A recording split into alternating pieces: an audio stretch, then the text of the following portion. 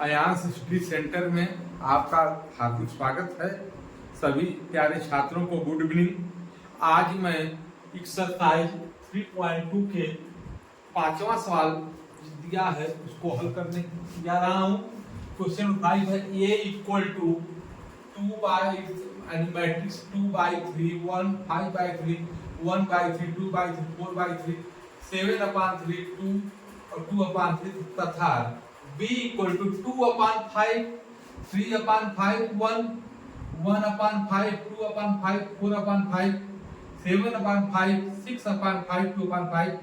तो हमें 3a minus 5b परिकलित करना है, इसकी गणना करना है। तो सबसे पहले बच्चों 3a प्राप्त करेंगे। 3a का मतलब कि मैट्रिक्स A जो 3 क्लास 3 है, इसमें स्केलर 3 से गुणा करना है। तो जब भी हम किसी स्केलर से गुणा करते हैं स्केलर से, तो उस स्केलर का गुणा मैट्रिक्स हर एलिमेंट में होगा, कोई एलिमेंट छूटेगा नहीं। तो एक एलिमेंट गुणा करके तब पहले 3a निकालेंगे, फिर हम 5b का मान निकालेंगे, फिर 3a माइनस 5b का हम परिकलन करेंगे। तो 3a इक्वल टू हो जाएगा, देखिए 3a का मतलब हर एलिमेंट, जब यहाँ हर प्रत्येक 3 से गुणा करेंगे, 3 से गुणा करेंगे 2/3 into 3, 3 से कैंसिल हो जाएगा 2 हो जाएगा, 1 into 3 3 हो जाएगा, 5/3 into 3 3 से कैंसिल हो जाएगा 5 बचेगा। वही प्रक्रिया है अपनाएंगे, 1/3 गुणे 3 तो 1 हो जाएगा, यहाँ पर 2 हो जाएगा, यहाँ 4 हो जाएगा और ये हो जाएगा 7 हो जाएगा और 3 2 जा, क्योंकि 3 कटेगा नहीं, 3 गुणे 3 करेंगे तो 6 और यहाँ से गुणे 3 करेंगे 3 से कैंसिल हो जाएगा तो 2 बचा। और इसी प्रकार हम 5b का परिकलन करेंगे तो 5b इक्वल टू, यानी हम b में 5 से गुणा करेंगे तो हर एलिमेंट में b के प्रत्येक अवयव में 5 से गुणा होगा। तो हम गुणा करेंगे तो 2/5 गुणे 5 ये 2 हो जाएगा, 3 और 5 इसमें आए यहाँ 5 1 2 और 4 और यहाँ गुणा करेंगे तो हो जाएगा 7 हो जाएगा, 6 हो जाएगा 2। बहुत इजीली गुणा सिंपली है।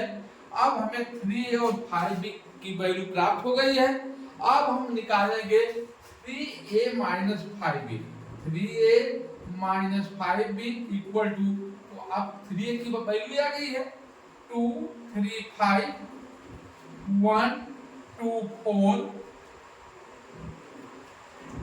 1 2 4 और 7 6 2 माइनस यह आ गया 2 3 5 5 की वैल्यू लिख रहे हैं 1 2 4 7 6 2। अब हम इन दोनों जब घटाएंगे बच्चों तो संगत एलिमेंट को घटा देंगे, यानी कि पहली रो से पहली रो का घट जाएंगे, दूसरी रो से तीसरी रो के संगत में घट जाएंगे, यानी हर रो या हर कॉलम इसमें कोई भी ले सकते हैं, संगत और घटा देंगे तो हो जाएगा इक्वल टू, आप देख रहे हैं हो जाएगा 2 माइनस 2 0 हो जाएगा, 3 माइनस 3 ये भी 0 हो जाएगा और 5 माइनस 5 ये भी 0 हो जाएगा। इसी प्रकार 1 माइनस 0 हो जाएगा, 2 माइनस 2 ये भी 0 हो जाएगा और 4 माइनस 4 ये भी 0 हो जाएगा, फिर 7 माइनस 7 0 ये भी 0 आ गया और 6 माइनस 6 और 2 माइनस 2 0। इस प्रकार हमारा यही आंसर हो जाएगा कि यानी कि a बराबर इतना b बराबर इतना, तो 3a माइनस 5b एक सभी यूनिट 0 है, इसलिए यह 3 क्लास 3 क्रम का मैट्रिक्स जीरो मैट्रिक्स प्राप्त हुआ। अब हम लोग कुछ इंपॉर्टेंट सवाल को आगे हल करने जा रहे हैं, जैसे क्वेश्चन नंबर 6 बहुत इंपॉर्टेंट है, परीक्षा के दृष्टिकोण से ये बहुत पूछा जाता है। आप लोग इसको देखिए, बहुत इजीली है, थोड़ा यानी कि इसमें जो है त्रिकोणमिति का प्रयोग किया गया है। आपको जितने भी सूत्र हैं, फार्मूले हैं, चाहे त्रिकोणमिति के हो चाहे किसी ये प्रकार के हो, त्रिभुज वगैरह के, सब आप लोगों को याद है, कब किसकी जरूरत पड़ जाए यह कहा नहीं जा सकता है। तो जैसे क्वेश्चन नंबर 6 दे दिया है, सरल कीजिए, सरल कीजिए।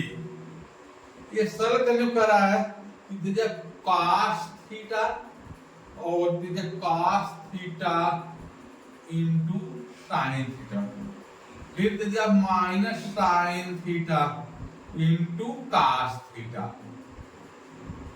प्लस साइन थीटा ब्रैकेट में दिया sine theta minus cos theta, और ये अलग अलग है, एक में अलग अलग है, और कास थीटा साइन थीटा। कहने का मतलब कि बच्चों ये पहला आप भी ये cos theta sine theta minus sine theta का, इसके बाहर स्केलर कास थीटा है, और इसके बाहर साइन थीटा है, यहाँ sine theta minus cos theta. तो हम जानते हैं कि किसी स्केलर से जब किसी आकृति में गुणा करते हैं तो उस बाहरी स्केलर जो राशि होती है उसका हर ओर में गुणा हो जाता है। इस नियम को ध्यान रखते हुए हम कास थीटा का गुणा पर इसमें भी होगा, इसमें भी होगा, इसमें प्रत्येक एलिमेंट में हो जाएगा। आप देख रहे हैं यह भी 2x2 क्रम का मैट्रिक्स है, यह भी 2x2 ऑर्डर का मैट्रिक्स है। तो हम लिखेंगे इक्वल टू लिखेंगे, अब cos theta two cos theta, cos square theta हो जाएगा। अब cos theta two sin theta, इसका गुणनफल हो जाएगा प्यारे बच्चों cos theta into sin theta, फिर cos theta into minus sin theta हो जाएगा plus minus cos theta into sin theta into cos square theta. ये पहला मैट्रिक्स तैयार हो गया।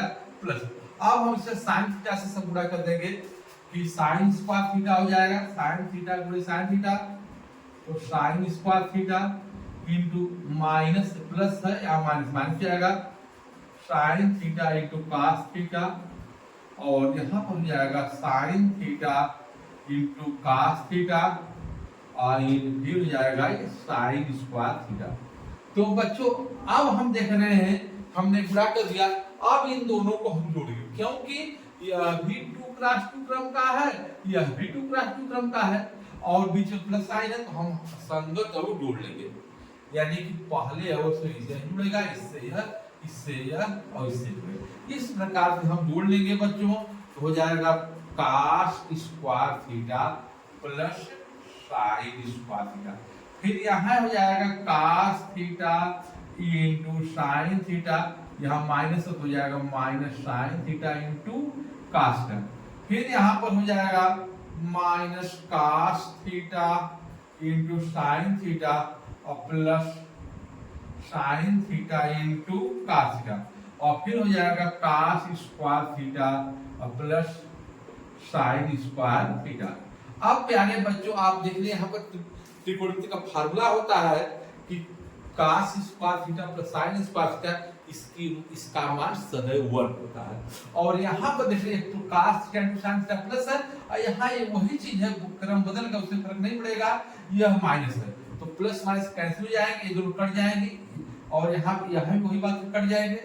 इस प्रकार से इसकी वैल्यू हो जाएगी 1 0 0 1। तो हमारा छठवां सवाल का जो सॉल्यूशन मिला, यह मिला कि यानी cos theta bracket cos theta into sin theta matrix minus sin theta cos theta plus sin theta matrix sin theta minus cos theta sin theta, इसका वैल्यू आ गया 1 0 0 1। इस प्रकार से हम लोग छठवां सवाल हल कर लिए। अब मैं आप लोगों के लिए ला रहा हूँ क्वेश्चन नंबर 8 हल कर रहा हूँ। कुछ सवाल जो आप हैं उनको हल करिएगा और उसके मानों को हल करके हम यहाँ प्राप्त करेंगे। तो मैं एक एक सवाल हल कर रहा हूँ, कुछ सवाल आप हल करिएगा, जो भी समझ में न आए उसे आप कमेंट बॉक्स में डाल दीजिए, मैं फिर उसको सॉल्यूशन बता दूंगा। आपको मैं मैथमेटिक्स के हर चैप्टर से पढ़ाऊंगा, आप ध्यान से हमारे वीडियो को देखते रहिए और उसको शेयर करिए, अधिक से सब्सक्राइब कीजिए। क्वेश्चन नंबर 8वां देखिए दिया गया है कि कह रहा है कि x तथा y ज्ञात कीजिए,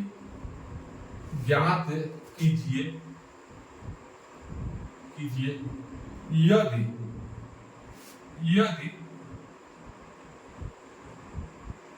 y इक्वल टू 3 2 1 4 और तथा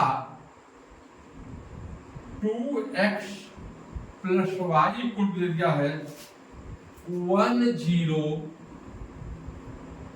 माइनस 3 2। तो बच्चों इसे हमें x और y का मान ज्ञात करना है। मान लीजिए समीकरण 1 है और समीकरण 2 है, तो हम देख रहे हैं कि हमें y का मान पता है, y का मान दिया है, हमें केवल इसमें x का मान ज्ञात करना है। तो हम करेंगे क्या, कहेंगे समीकरण 1 से y का मान समीकरण 2 में रखने पर, तो कहेंगे समीकरण 1 से y का मान समीकरण 2 में रखने पर। बच्चों समीकरण तो समीकरण समझ लीजिएगा, जब संक्षिप्त लिख रहे हैं हम पूरा नहीं लिख रहे हैं, तो आप y की वैल्यू क्या रखिए, पहले तो समीकरण 2 लिखे 2x और प्लस y की जगह हम लिख देंगे 3 2 1 4 इक्वल टू मैट्रिक्स हो जाएगा 1 0 माइनस 3 2। अब इसको पक्षांतर करेंगे, यह बाएं पक्ष धन जाकर हो जाएगा, तो 2x इक्वल टू हो जाएगा 1 0 माइनस 3 2 और माइनस, अब यहाँ प्लस जाकर माइनस जाएगा 3 2 1 4। हम इसको क्या करेंगे बच्चों, संगत और ये बीच में माइनस तो संगत घट जाएगा 1 माइनस 3 0 माइनस 2, यहाँ पर माइनस 3 माइनस 1 2 माइनस 2। इसको हम हल करेंगे तो आपका आ जाएगा बच्चों, तो 2x इक्वल टू आपका आ जाएगा, देखिए बहुत ध्यान से देखना है कि 1 माइनस हो जाएगा माइनस 2, यह हो जाएगा 0 माइनस 2, माइनस 2 हो जाएगा, यह माइनस 3 माइनस 1 दोनों का एक समान चिन्ह है, दोनों जुड़ जाएंगे तो हो जाएगा माइनस 4, क्योंकि यह भी नेगेटिव यह भी नेगेटिव है, तो जब समान चिन्ह होने पर दोनों संख्याओं को जोड़ लेते हैं, वही चिन्ह लिखते हैं जो दोनों के आगे होता है। तो यहाँ और यहाँ पर प्लस 2 है माइनस 4 है, अब घट जाएगा, ये क्या हो जाएगा माइनस 2 हो जाएगा।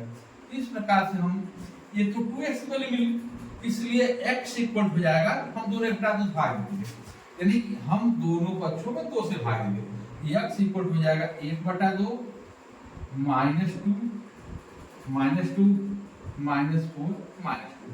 अब जब भी हम भाग देंगे बच्चों तो हमारी वैल्यू क्या आ जाएगी, हर यानी कि 1/2 से हर टर्म में गुणा होगा और हर टर्म गुणा होगा यानी कट जाएगा, हो जाएगा यह वैल्यू आ जाएगी x minus 1 minus 1 minus 2 minus 1। इस प्रकार से हमारा जो सवाल ये 8वां सवाल पूर्ण हुआ, जो यानी कि इसका आंसर x इक्वल टू आ जाएगा कि माइनस 1 माइनस 1 माइनस 2 माइनस 1 और y इक्वल टू दिया ही है 3 2 1 4।